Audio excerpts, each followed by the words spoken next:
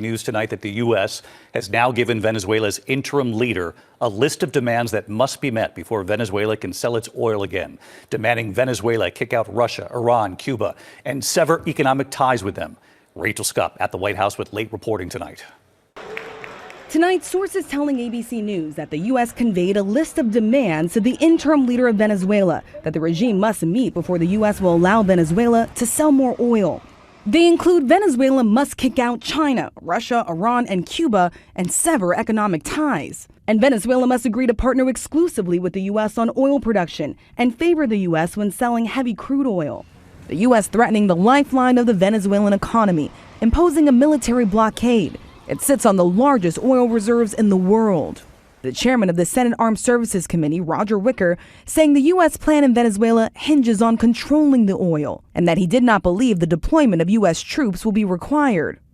With President Trump hailing the daring raid that led to the capture of Nicolas Maduro. It was an amazing military feat. We sort of got him a little by surprise, but it was brilliant tactically. It was an incredible thing. 3 days later, still no clarity from the administration on how the U.S. plans to, quote, run Venezuela. But the president has maintained the U.S. is in charge of the country. The administration has a one-day plan on how to get rid of Maduro, but no idea of what happens after. And tonight, the president facing sharp condemnation from world leaders over his threats to take over Greenland.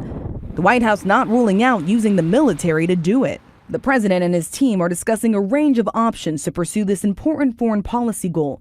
And of course, utilizing the U.S. military is always an option at the commander-in-chief's disposal.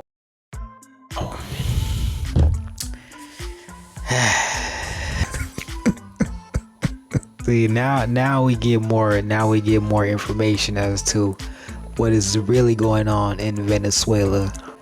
And it was not just for the protection of the American people.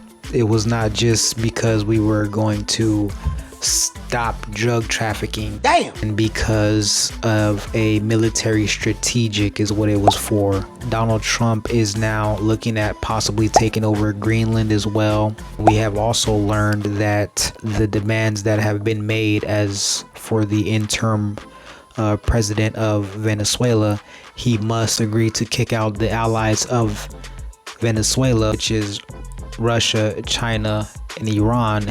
Oil and natural resources are extremely important for a country to operate and function. It is extremely important for the economy of any country to function. So they're really tying his hands at this point. They're really putting him in between a rock and a hard place.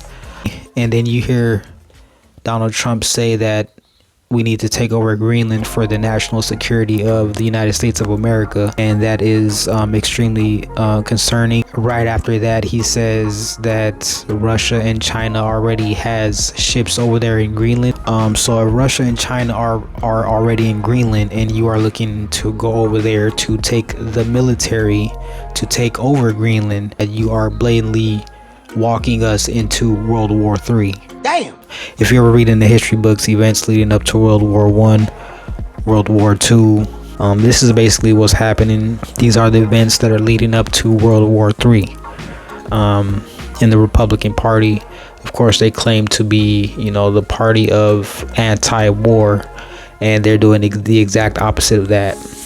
We got people out there that really think that the president of Venezuela was really taken because he was trafficking drugs to the United States of America. That was just a complete cover up for us to get into Venezuela, for us to basically try and weaken our enemies, which is China and Russia. I think it's really going to backfire tremendously.